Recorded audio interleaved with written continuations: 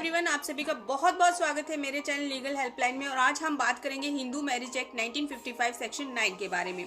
बहुत ही महत्वपूर्ण सेक्शन है, इसलिए आखिर तक वीडियो को देखना ना भूलें। मेरे चैनल को सब्सक्राइब करें ताकि समय पर कानूनी जानकारी आपको मिल सके।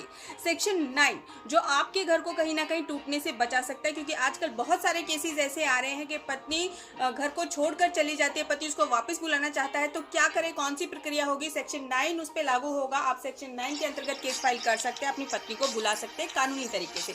इसी तरह से पत्नी भी पति के साथ अगर रहना चाहती है और पति अगर बाहर जा चुका है तो सेक्शन 9 वो भी डाल सकती है, यानी कि पति या पत्नी दोनों में से सेक्शन 9 डाला जा सकता है अपने दाम्पत्य जीवन को बचाने के लिए। तो आपको इस पे वीडियो पे पूरी तरह से जानकारी दी जाएगी कि सेक्शन 9 किन परिस्थितियों में डाला जा सकता है, इसका क्या प्रभाव है और कौन कौन से फायदे इसको पति या पत्नी को मिल सकते हैं।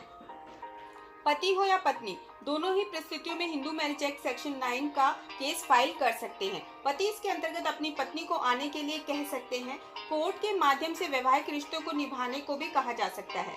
कई बार ऐसा होता है कि पति पत्नी को छोड़ देता है और पत्नी घर पर आना चाहती है, घर बसाना चाहती है, तो पत्नी भी सेक्शन 9 के अंतर्गत केस डाल सकती है।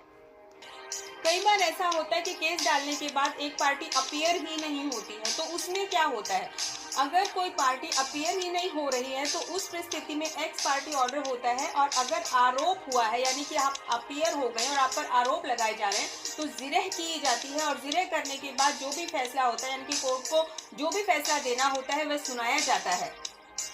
आजकल लव मैरिज के केसेस बहुत ज़्यादा हो रहे हैं, तो ये केसेस भी बहुत ही ज़्यादा हो रहे हैं कि सेक्शन 9 डालना पड़ रहा है, क्योंकि ये जो होता है, कई बार लव मैरिज हो जाती है और 1 महीने के बाद जब पत्नी अपने मायके जाती है तो मायके वाले उसको बहला फुसलाकर या किसी भी तरह से उसको वापस नहीं आने देते हैं। इस तरह से लड़के वालों के घर में भी लड़के को बहला फुसलाकर कहा जाता है कि पत्नी को वापस मत लाओ, वो ऐसी ऐसी जो भी प्रॉब्लमेटिक सिचुएशन हो जाती है। तो उसके अंतर्गत अगर आप ये सेक्शन 9 का केस डालते हैं, आप अपना घर बसाना चाहते हैं, तो आपको करना है कि सेक्शन 9 आपने डाल दिया है। और अगर उस समय आपकी पत्नी कोर्ट में आकर ये बयान देती है या पति कहता है कि मुझे इनके साथ रहना है, तो कोर्ट आपको अनुमति दे देगी। सेक्शन 9 आप कभी भी एडवोकेट के माध्यम से डाल सकते हैं, तो आपका घर टूटने से बच सकता है। तो आपको अब तक ये तो पता चल चुका होगा कि सेक्शन 9 है क्या, किन परिस्थितियों में फाइल किया जाता है, कैसे आप इसका लाभ उठा सकते हैं और किन परिस्थितियों में सेक्शन 9 का आपको भी लाभ मिल सकता है। हिंदू विवाह कानून में विवाह अधिकारों की बहाली का उल्लेख धारा 9 में किया गया है। इस मुकदमे में भी छोड़कर जाने वाले को भरण पोषण मांगने का अधिकार मुकदमा चलते वक्त भी है और बाद में भी है, यानी पति हो या पत्नी, दोनों को ही वैवाहिक अधिकारों की बहाली का अधिकार रहता है। यह कानूनी अधिकार है और अदालत इसमें डिक्री दे सकती है।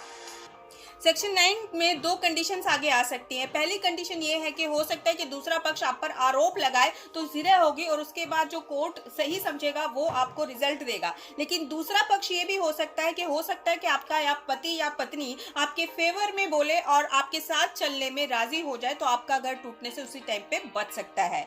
जहां पर आप रहते हैं वहां आप केस फाइल कर सकते हैं। इसमें आपको तारीख जरूर देनी चाहिए कि इस टाइम पे मेरी बीवी मुझे छोड़कर चली गई थी, क्योंकि बाद में ऐसा होता है कि कई बार बीवी जो है डोमेस्टिक वायलेंस केस डाल देती है और उस टाइम पे आप ये क्लियर कर सकते हैं कि सेक्शन 9 मैंने उस टाइम पे डाला था और उस टाइम पे मैंने तारीख उसमें दे रखी है कि इस टाइम पे मेरी बीवी वहां से छोड़कर चली गई थी, तो मैं उस पर डाइवोर्स का जो केस है वो उस टाइम से दे सकता हूँ। या डोमेस्टिक वायलेंस में उस तारीख से नहीं कर सकता, क्योंकि उस टाइम से वो मुझसे दूर है या मुझे छोड़कर जा चुकी है। बात आती है कि आप सेक्शन 9 कैसे जीत सकते हैं, क्योंकि कई बार होता है कि पत्नी घर छोड़ के चली जाती है और पति घर बसाना चाहता है। तो आपके लिए एक बहुत ही अच्छी राय है कि जब भी आप पिटीशन फाइल करें, कम से कम वकील से पहले डिस्कस करें, उस पिटीशन को पढ़ें, क्योंकि कई लोग होते हैं बिना पिटीशन को पढ़े हुए ही केस फाइल कर देते हैं और बाद में जब क्वेश्चन पूछे जाते हैं तो वो खुद कंफ्यूज हो जाते हैं और खुद ही अपने बिछाए हुए जाल में फंस जाते हैं। तो पिटीशन को पढ़ना जरूर है फाइल करने से पहले।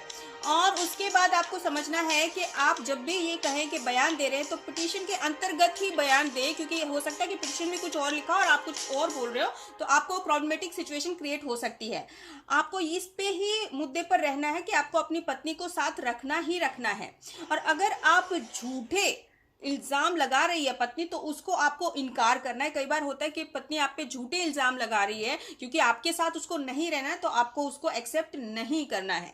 लास्ट एंड फाइनल पॉइंट है, कोर्ट में कैसी भी सिचुएशन हो आपको एग्रेसिव नहीं होना है, क्योंकि अगर आप उस पर एग्रेसिव हुए तो कहीं ना कहीं नेगेटिव पॉइंट आपके ऊपर भी बन सकता है। अगर सही रहा सब कुछ और कोर्ट समझता है कि ये बिना किसी रिजनेबल कारण के आपको छोड़कर गई है, तो सेक्शन 9 की डिग्री आपके जो है फेवर में आ सकती है, आपकी पत्नी आपके घर आ सकती है। तो ये थे कुछ मुद्दे कि किस तरह से आप अपने घर को टूटने से बचा सकते हैं, और ये फेवरेबल रहेगा, आपको डिफेंस करेगा 498 में भी, और मेंटेनेंस केस में भी, और डाइवोर्स केस में भी। क्योंकि अगर उस डेट जब अगर 2 साल हो गए हैं आपको छोड़े हुए आपकी पत्नी को, तो एक मुद्दा बन जाता है कि एक ग्राउंड बन जाता है कि वो आप डाइवोर्स केस फाइल कर सकते हैं और आपके फेवर में आ भी सकता है। तो आपको पता चला होगा कि सेक्शन 9 किस तरह से डाला जा सकता है, किस तरह से आपके फेवरेबल है, और किस तरह से इसके कारण आप अपने टूटते हुए घर को बचा सकते हैं।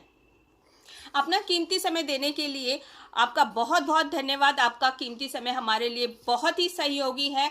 आप हमसे अगर कुछ पूछताछ करना चाहते हैं तो आप हमें व्हाट्सएप पे कांटेक्ट कर सकते हैं। Thanks for watching.